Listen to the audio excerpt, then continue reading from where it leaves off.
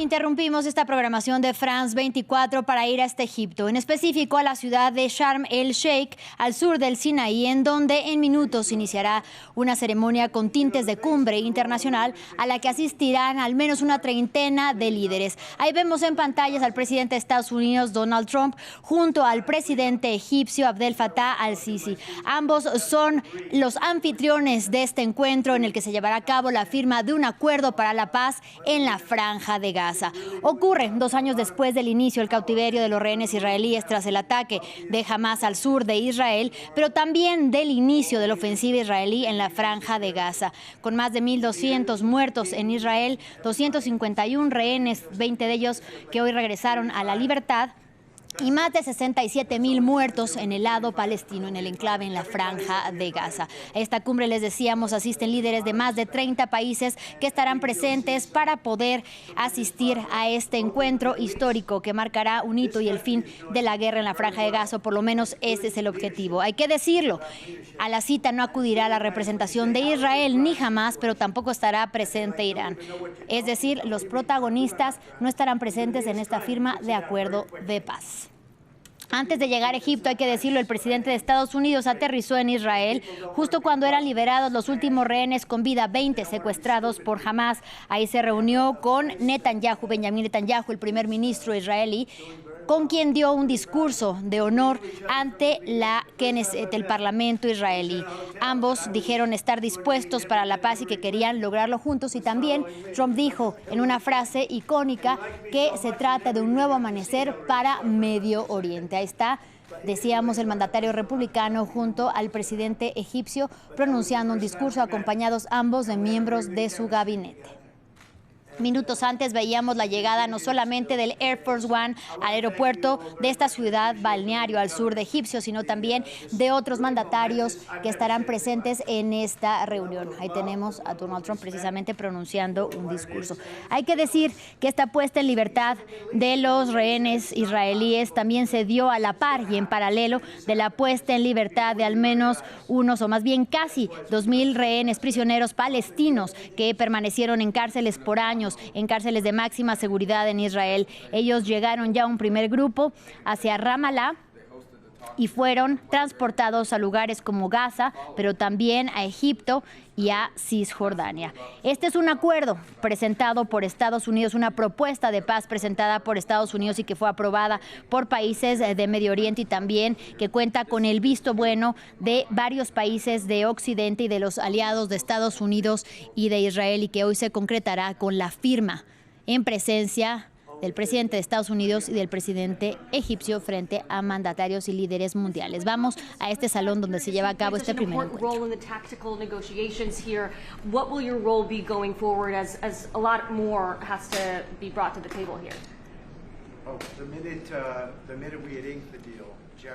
Y ahora vamos con nuestra primera invitada del día, Ornella Favani, quien es doctora en Relaciones Internacionales, para poder platicar acerca de este día que se considera como histórico, en el que se logra la firma de un acuerdo de paz entre Israel y Hamas. Bienvenida y gracias por la comunicación. Muchas gracias a ustedes por la comunicación. Ya lo decíamos, primero quisiera empezar con que se trata de un encuentro histórico en el que se espera la firma de un acuerdo de paz que ocurra en los siguientes minutos, en las siguientes horas, en medio de esta ceremonia que tiene tintes de cumbre internacional a la que asistirán al menos 30 líderes mundiales. Decíamos, no contará con la presencia de ninguna de las partes en el conflicto, ni Hamas ni Israel, pero tampoco Irán, que ha sido actor principal en este conflicto. ¿Qué nos puede decir acerca de estas grandes ausencias? Bueno, en el caso del primer ministro de Israel, aquello que ha mencionado es que, tratándose hoy de un día en el cual se celebra por la noche una festividad judía, rechazó básicamente esa invitación. Por el lado del pueblo palestino existirá, en tanto comprendo, la participación o algún representante de la Autoridad Nacional Palestina.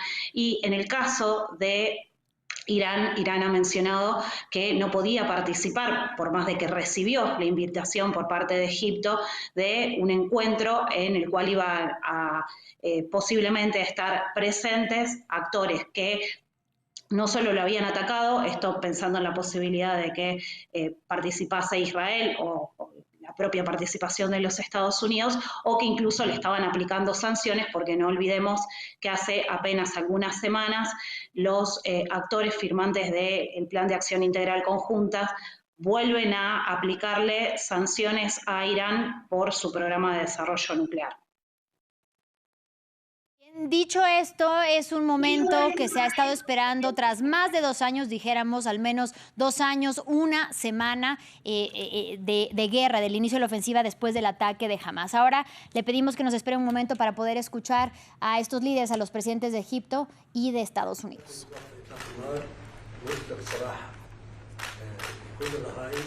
What we need to do now is to fix the ceasefire and make sure that it maintains and sustains, that we can deliver all of the bodies of the deceased to their families. This is very important. Ahí está precisamente siendo cuestionado acerca de la entrega de los 20 cuerpos de los rehenes israelíes. Vamos a ver qué responde el presidente Donald Trump.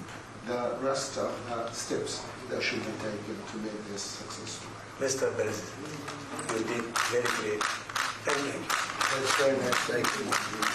El presidente al-Sisi agradece precisamente por haber logrado la entrega de los cuerpos de los 20 rehenes, y el periodista cuestiona acerca de que todavía faltan 28 cuerpos de rehenes que perdieron la vida. I'd like to. We may need an interpreter, but that's okay. As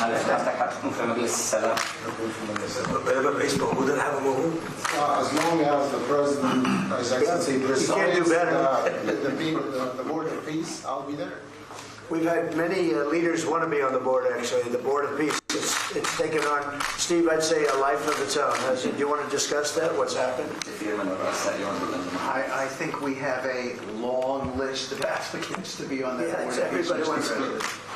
That's very nice. That's better than the other. Está hablando acerca de personas que quieren formar parte de un cuerpo de paz, que hay muchas personas en lista para poder formar parte de este cuerpo de paz. A great honor. And you people have done a fantastic job, I want to tell you. We appreciate it very much. Lo han hecho muy bien. Los felicito por el trabajo que han hecho. Gracias a todos.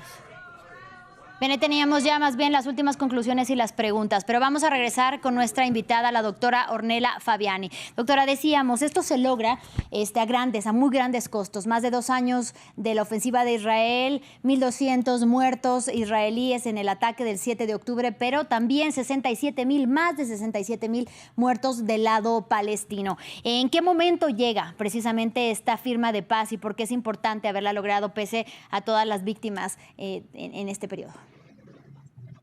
Creo que en un momento en el cual la continuidad del conflicto resultaba insostenible en términos de las pérdidas de vidas humanas, la catástrofe humanitaria que esta guerra ha supuesto, porque como vos bien mencionabas, no solamente se trata de 1,200 palestinos muertos, de la toma de 250 rehenes, que afortunadamente es un tema que de alguna forma comienza a resolverse, por supuesto, porque digo de alguna forma porque hay familias que ya no tendrán la posibilidad de estar en contacto con sus seres queridos que han muerto en el marco del ataque del 7 de octubre, pero también de 67,000 palestinos, casi 68,000 palestinos cuyas vidas se llevó específicamente esta guerra, 2 millones de desplazados, un 90% de infraestructura física de la franja de Gaza destruida. Entonces entiendo que llega la firma de este acuerdo de paz en un momento en el cual continuar con la guerra realmente resultaba insostenible, y por el otro lado en una instancia de fuertes presiones de parte de la comunidad internacional para que este conflicto llegara a su fin. No nos olvidemos de la ola de reconocimientos del Estado palestino por parte inclusive de actores europeos, países miembros del G7, aliados de Israel, del walkout, lo que sucedió cuando precisamente Benjamín Netanyahu tomó la palabra dentro de la Asamblea General de Naciones Unidas, y un número importante de delegaciones se retiraron. Incluso la denuncia que pesa por parte de Sudáfrica, o que propuso Sudáfrica para que se investigase la comisión de crimen de genocidio. Bueno, todas estas son acciones que ha adoptado la comunidad internacional para presionar para que efectivamente se llegue a este momento. Justamente usted habla de la presión a nivel internacional. Nosotros estábamos diciendo hace un momento de que se trata de un acuerdo que se firmará tras la primera fase, la implementación de la primera fase de este acuerdo, que es con la entrega de los rehenes que todavía permanecen con vida y la posterior entrega de los rehenes, de los cuerpos de los rehenes que murieron en cautiverio, además de la liberación y entrega de prisioneros palestinos. En este sentido, Israel todavía tiene cartas sobre la mesa, sin embargo, jamás se queda la duda de si ya quizá no tiene nada más que ofrecer a Israel para que Israel cumpla y mantenga el pacto, ya que sus rehenes pues han sido entregados. Yo creo que esta era la gran carta bajo el as bajo la manga en el caso de Hamas. Hoy por hoy, esta carta en juego, tú indicaría que que esta posibilidad de jugar esta carta ya desaparece. Hoy por hoy lo que está en discusión en las últimas horas es el número de cuerpos que debería entregar Hamas son 28, pero ya se han hecho algunas declaraciones mencionando que el número podría ser menor porque algunos de esos cuerpos no estarían a disposición o no se los encontraría. Bueno, hay que ver qué pasa con este tema, pero de cualquier forma creo que lo importante aquí es que a partir de la firma de este acuerdo hay un conjunto de actores de la comunidad internacional, que son los que incluso están participando hoy en esta cumbre, que actuarían en cierta medida como garantes de la paz, del cumplimiento de este acuerdo, que por otro lado, como vos bien decías, esta fase que se firma es recién una primera en la implementación del acuerdo y ya incluso en el día de ayer se podían leer declaraciones de un alto funcionario de Hamas que planteaba que esta era la fase menos compleja, para no decir la más fácil, la menos compleja a la cual arribar, porque de aquí en más hay toda una serie de cuestiones como por ejemplo, vinculadas a la administración del territorio de Gaza o la posibilidad o no del desarme de Hamas, que es, bueno, eso es algo que también va a ser necesario negociar, que está previsto en los 20 puntos del plan de paz que presenta el 29 de septiembre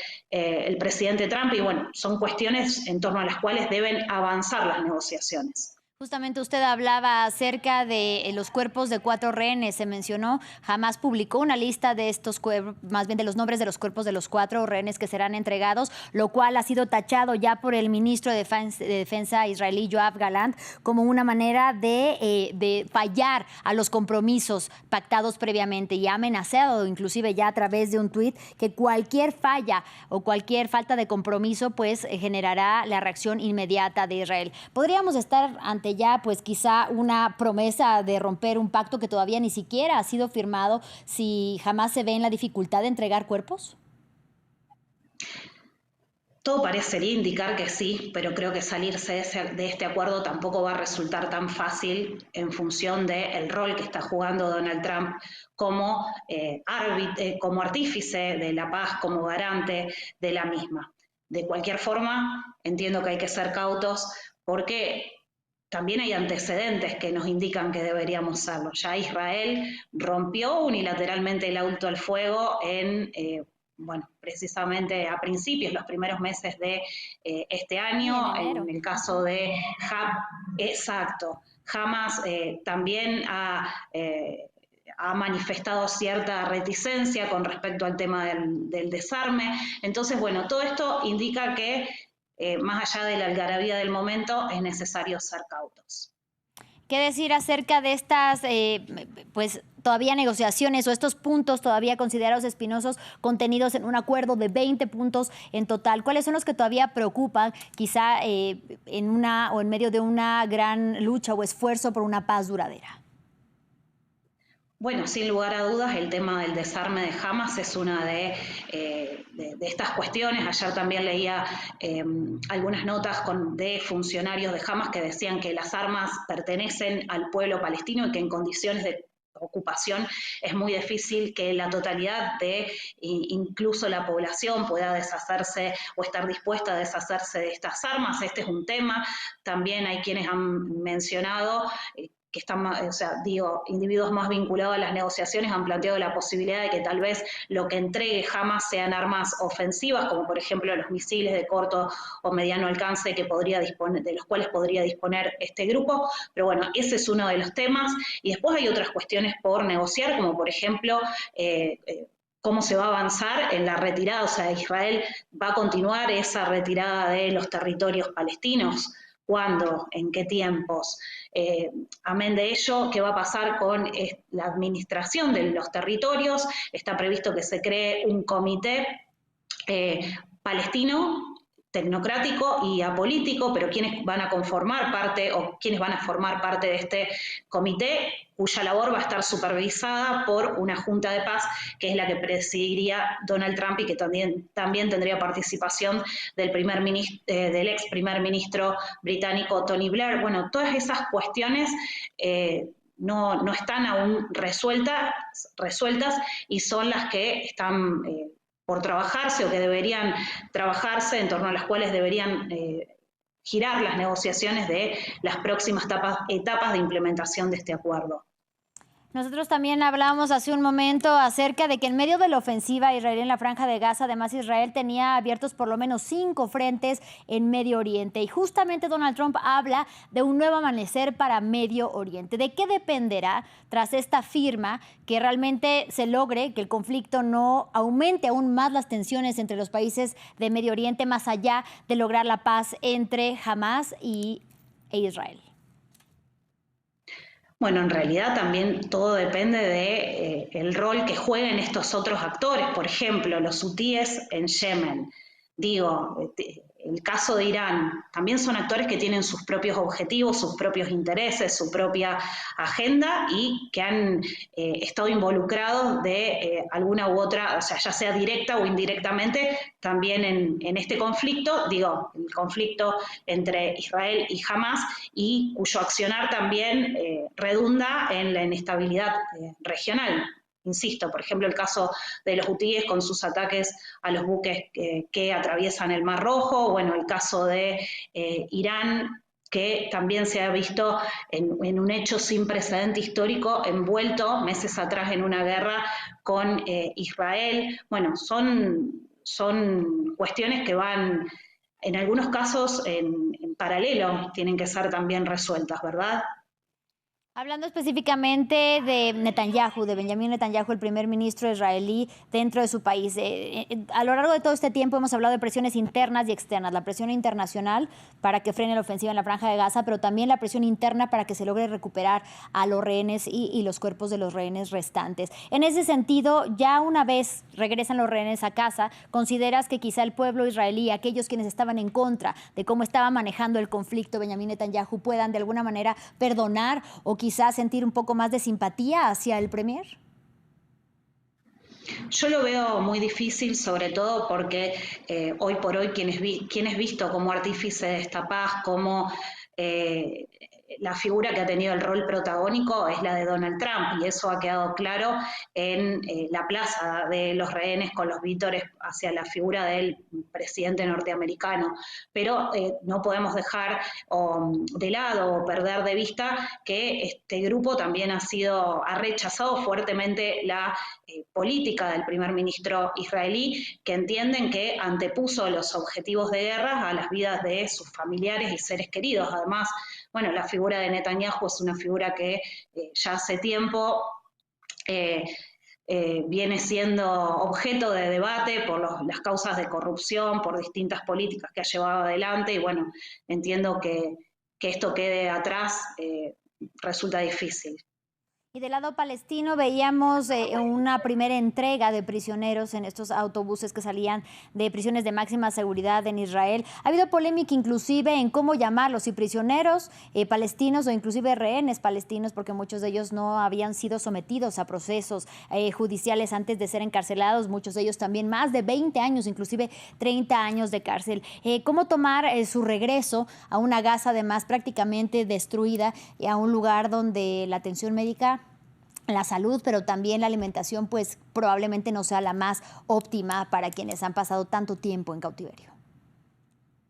No, por supuesto que la situación es complicada, pero no deja de ser motivo de celebración también en las familias. Yo hoy tenía la posibilidad más temprano de ver fotos de familias palestinas esperando a sus seres queridos, algunos, como vos bien decías, que no han tenido una instancia legal previa a su encarcelamiento y que, bueno, los están esperando, tal como del lado palestino se espera también el retorno de los rehenes. Igual tampoco es que quiero, porque todo tipo de comparativa tal vez no resulta la mejor opción, pero sí decir que ambos pueblos están felices, al menos por esta situación, ¿no? El retorno de los rehenes y de los prisioneros palestinos. Doctora, platiquemos acerca de los mediadores. Esta firma de paz tendrá lugar en Egipto, que junto a Qatar han sido los países mediadores de este conflicto. ¿Cómo ha sido su papel? ¿De qué manera han contribuido a la llegada de la paz? Ya decíamos, presidida por Donald Trump el día de hoy, pero también como anfitrión al-Sisi.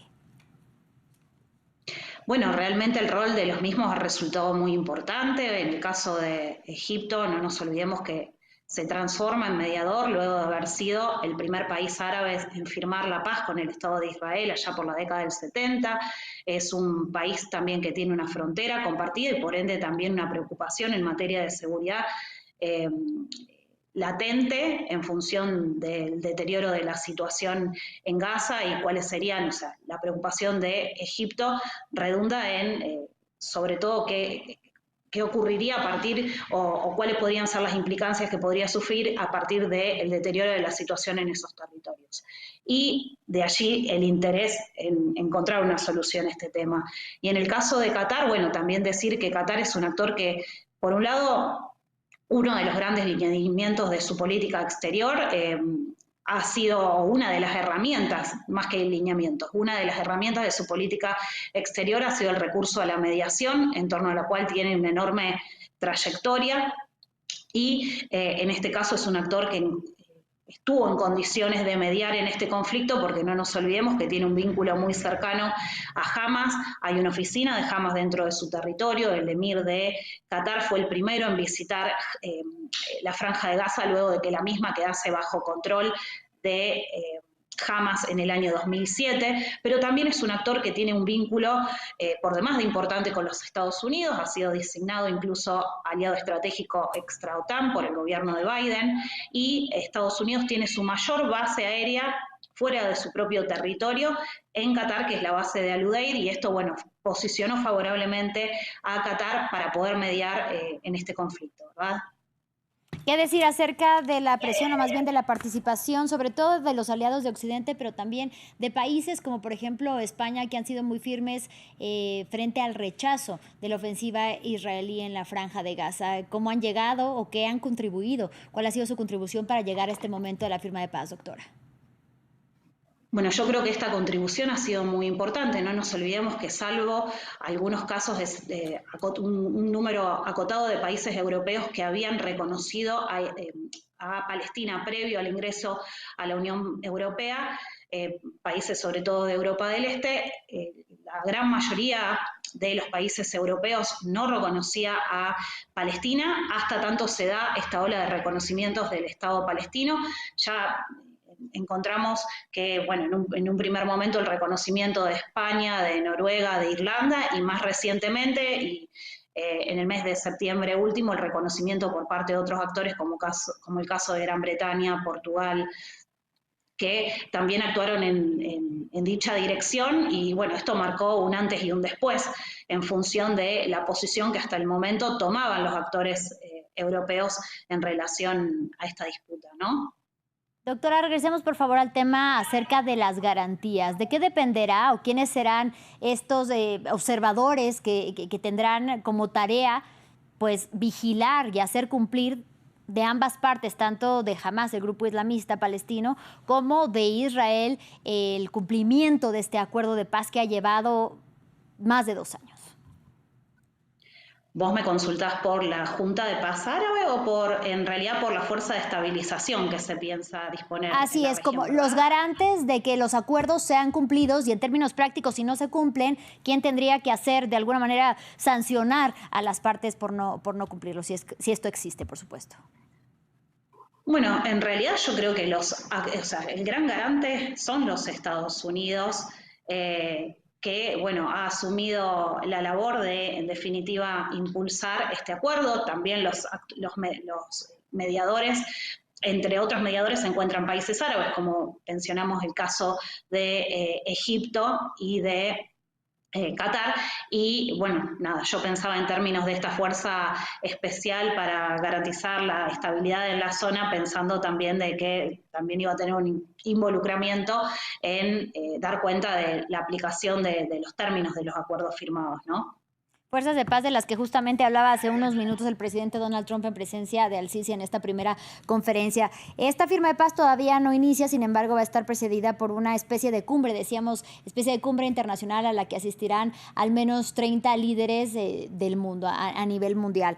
¿Qué podemos decir acerca de lo que está ocurriendo ya al interior? En medio de esta guerra cesan supuestamente los bombardeos por parte de Israel en la Franja de Gaza, pero ahora el conflicto se está llevando a cabo entre palestinos que se oponen a Hamas como grupo y palestinos, bueno, que no es que se han pronunciado a favor, pero no se han opuesto a la presencia de Hamas. Inclusive hablábamos ayer de la muerte de uno de los periodistas que después de celebrar que se firme un acuerdo de paz, finalmente es asesinado en la Franja de Gaza. ¿Qué está ocurriendo al interior de Palestina que no tiene nada que ver ya ni con Hamas ni con Israel? No, esto es otra faceta de este conflicto, pero puertas adentro de la Franja de Gaza, entre distintos actores palestinos que tienen distintas miradas sobre estos territorios. Por un lado Gaza y por el otro lado otras... No sé si utilizar el término milicias, pero tal vez grupos que tienen un ideario y objetivos que son disímiles a los de Hamas. ¿Qué esperar después de la firma de... Doctora, disculpe, la dejé de escuchar por un momento. No, que entre ellos se habían producido estos enfrentamientos, ¿verdad? Que nada tienen que ver, como vos bien marcabas recién, ya con el Estado de Israel o con la disputa entre Israel y Hamas. Ahora ya en medio de la primera fase, ¿qué viene después dentro de estos acuerdos o de esta propuesta de paz presentada por el gobierno de Donald Trump para la Franja de Gaza? ¿Qué viene y qué esperar después de la firma del acuerdo, doctora? Bueno, como yo bien les decía, creo que lo más difícil es lo que está por venir, que es poder arribar a buen puerto en términos de las negociaciones para la administración de estos territorios, para que básicamente se establezca un gobierno de transición. Algo que se espera es la posibilidad de que, o que se ha dejado abierta la puerta, es para que efectivamente la Autoridad Nacional Palestina pueda introducir una serie de reformas. De hecho, la ANP se ha comprometido a llevar adelante elecciones en un plazo no mayor a 12 meses y se espera que a partir de la introducción de una serie de reformas por parte de la autoridad palestina, esta eventualmente pueda, con el tiempo, hacerse cargo de la administración de estos territorios. Pero bueno, son todas cuestiones que efectivamente aún están por verse, por eso insisto en torno a que hay que ser cautos, o sea, más allá de que hoy es un día sin lugar a dudas de algarabía y que se ha logrado algo muy importante, que es el retorno de los rehenes a sus hogares, es la liberación de un importante número de presos palestinos, pero todavía falta un largo camino por recorrer, incluso si pensamos en términos de la posibilidad a futuro del establecimiento de un Estado palestino. Así es, le agradezco muchísimo por su análisis. Sabemos que obviamente lo que viene después es difícil de saberlo a ciencia cierta, pero gracias a su análisis podemos comprender qué viene después, sobre todo en un momento y en un día que ya Trump ha calificado como histórico con la firma de este acuerdo de paz. Muchísimas gracias a la doctora Ornella Fabiani, doctora en Relaciones Internacionales, por habernos acompañado aquí en France 24. Hasta la próxima, doctora. Adiós.